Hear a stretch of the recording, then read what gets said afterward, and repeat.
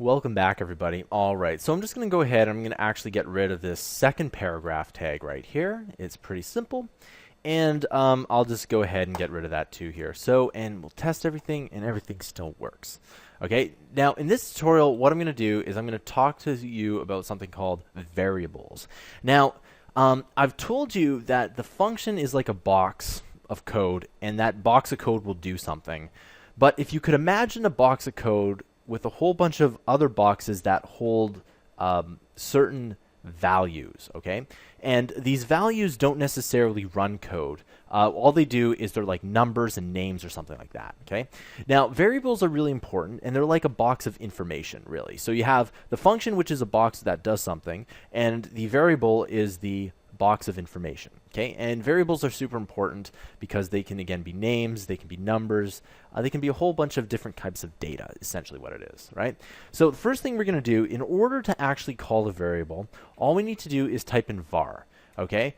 And this var here just stands for variable.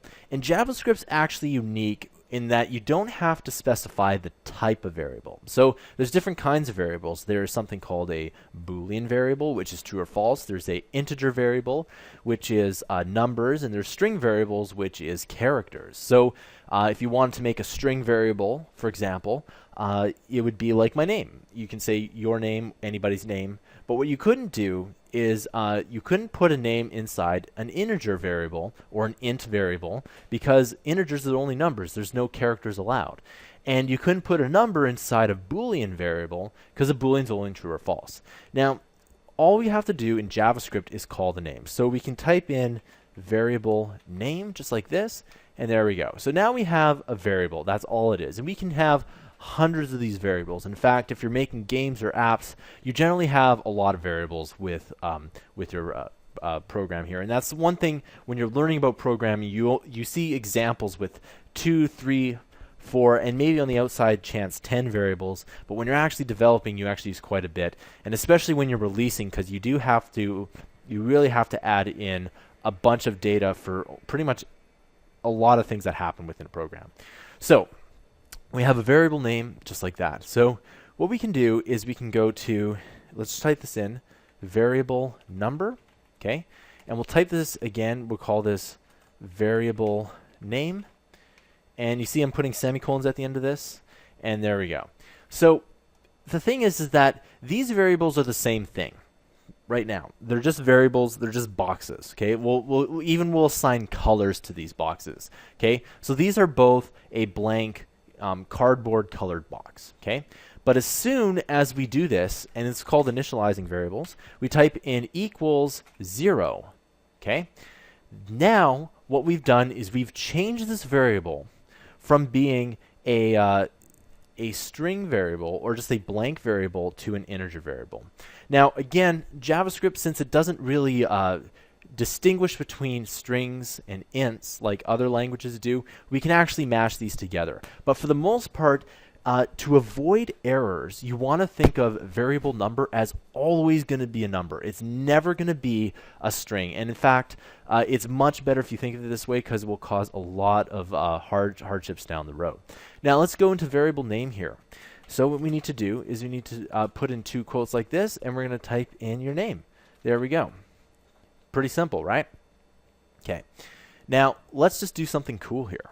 What we're going to do is we're going to go alert, and watch this. We're going to type in variable number, just like that. Okay? There we go. 2 warnings. And if you change the text, you see that it comes out as 0. Okay? And if we type in variable name, just like this, change the text, it comes out as my name. Okay? So if we change this to whatever we want, let's say 2, and we change this back to variable number, all right, change the text, and it comes out as 2. So what it is that this alert, and whenever you see this, any kind of brackets, it means you can put something in there. Okay, so this alert here, we typed in, we typed in a string here. Okay, and it came out as pop. But we can also put in any kind of variable we want into that. And you'll also notice that there is a bracket here, and that's for something completely different. Okay, that's for something that's you can put variables into a function and they can do stuff, but we don't really need to worry about that quite yet.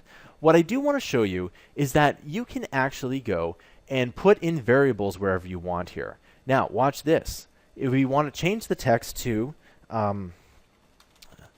variable name, just like this, we change the text, and you can see that this is undefined here, and the reason is that I didn't put anything there. So let's just go ahead and put pop here. Okay, and you'll also notice that when we do this here, pop, it does change to variable name. Okay, so I'll just go ahead and delete this here, and you'll see here that if I just expand this out a bit, it'll be a little bit easier to look at. So what you'll see is you see the document.getElementID paragraph text inner HTML equals to the variable name, or we can make it even to variable number. Okay, just like that. And if we change the text, it changes to 2.